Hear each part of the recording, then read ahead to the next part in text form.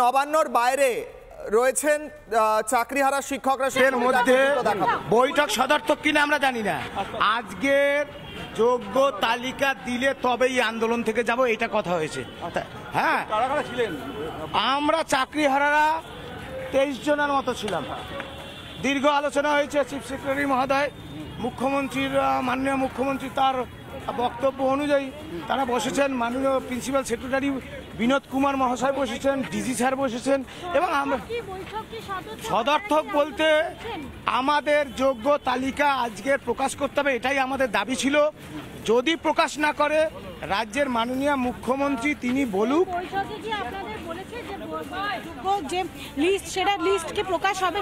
হ্যাঁ, প্রকাশ হবে বলেই তো, না হলে মাননীয় মুখ্যমন্ত্রী এসে বলে যাক কেন প্রকাশ হবে না। এখানে চলবে, মাননীয় মুখ্যমন্ত্রী চলবে চলবে চলবে চলবে চলবে চলবে। বেশ, ফিরবো আলোচনায়। সৌরভপ্রিয়বাবু, ভয়টা কিসের? অযোগ্যদের নাম বেরিয়ে এলে, যোগ্যদের নাম বেরোলে অবভিয়াসলি অযোগ্যদের নাম বেরিয়ে আসবে, ওটা অটোমেটিক প্রসেস। একটা এলে আরেকটাও বোঝা যাবে। আর অযোগ্যদের নাম যদি বেরিয়ে আসে তাহলে কি কোথাও মুশকিল হয়ে যাওয়ার ভয় থাকছে? কোনো ভেতর ভেতর ভয় কাজ করছে কি সরকারের? বিষয় আমরা ছোট থেকে, আমার বাবাও শিক্ষক, ঠিক আছে? তো আমার বাবা একটা ছোটবেলায় একটা কবিতা বলতেন যে শিক্ষক মোরা। আচ্ছা, আবার একবার শুনি। ও বক্তব্য রাখছেন, সাংবাদিকদের মুখোমুখি রয়েছেন চাকরিহারা শিক্ষকরা। আমি আসছি আপনার কাছেই, শুনবো দ্রুত একবার। দেখুন, আমরা মুখ্যমন্ত্রীর সঙ্গে দেখা করার আর্জি জানিয়েছি। আমরা বলেছি আমাদের যদি দাবি পূরণ হয়ে যায় তাহলে দেখা করার দরকার পড়বে না, কিন্তু দাবিটা তো পূরণ করতে হবে। আমাদের যোগ্য তালিকা দিক, ওএমআর প্রকাশ করুক এবং রিপ্যানেল পুনর্বহালের ব্যাপারটা বলে দিক।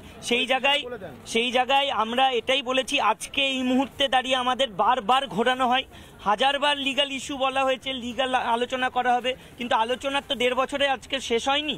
সেই জন্য আজকে যে কোনো মূল্যে লিস্ট আমাদের দিতেই হবে।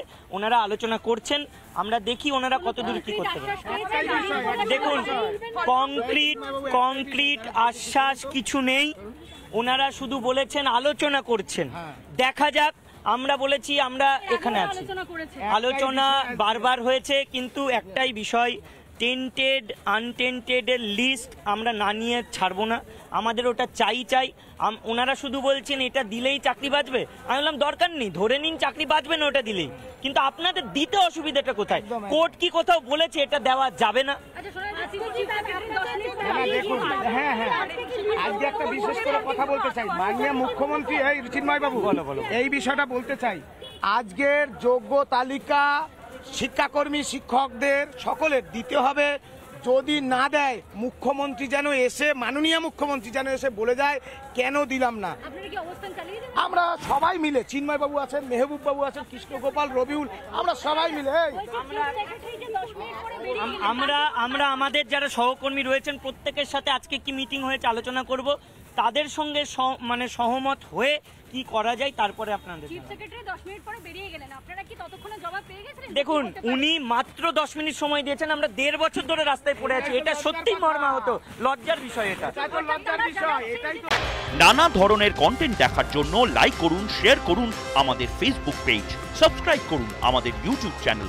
পাশাপাশি অন্যান্য ব্রেকিং নিউজের জন্য অবশ্যই চোখ রাখুন রিপাবলিক বাংলায়।